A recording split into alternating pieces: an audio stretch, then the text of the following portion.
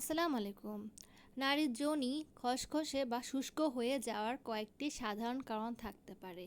কখনো এটি সাময়িক হয়, আবার কখনো স্বাস্থ্যগত সমস্যার ইঙ্গিত হতে পারে। প্রধান কারণগুলো হলো হরমোনের পরিবর্তন।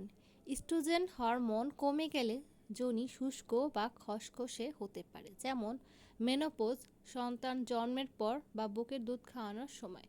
যোনি শুষ্কতা, শরীরে পানির ঘাটতি, মানসিক চাপ বা যৌন উত্তেজনা কম থাকলেও যোনি শুষ্ক লাগতে পারে। সংক্রমণ, ফাঙ্গাল বা ব্যাকটেরিয়াল সংক্রমণের কারণে যোনিতে খসখসে ভাব, চুলকানি, জ্বালা বা অস্বস্তি হতে পারে। অতিরিক্ত সাবান বা কেমিক্যাল ব্যবহার করলে যোনির স্বাভাবিক আদরটা নষ্ট হয়ে যায়।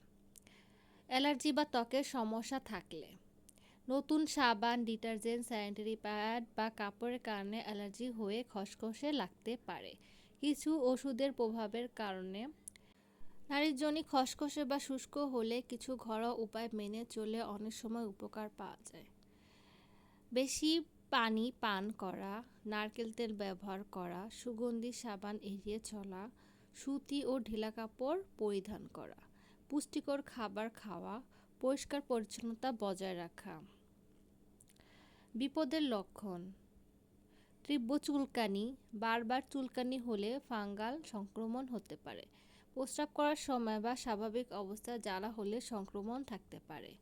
দুর্গন্ধযুক্ত বা ঘন স্রাব হলে ব্যাকটেরিয়া বা ফাঙ্গাসের সমস্যা হতে পারে।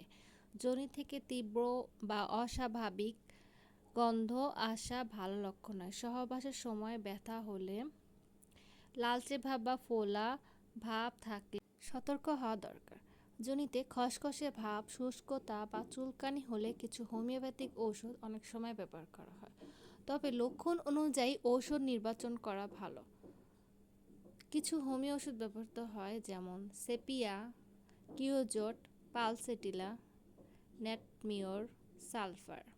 কখন অবশ্যই ডাক্তার দেখাবেন? সমস্যা 1 সপ্তাহের বেশি থাকলে, চুলকানি ও জ্বালা বেশি হলে, দুর্গন্ধ বা অস্বাভাবিক স্রাব থাকলে একজন অভিজ্ঞ হোমিও বা গাইনি ডাক্তারের পরামর্শ নেওয়া যেতে পারে।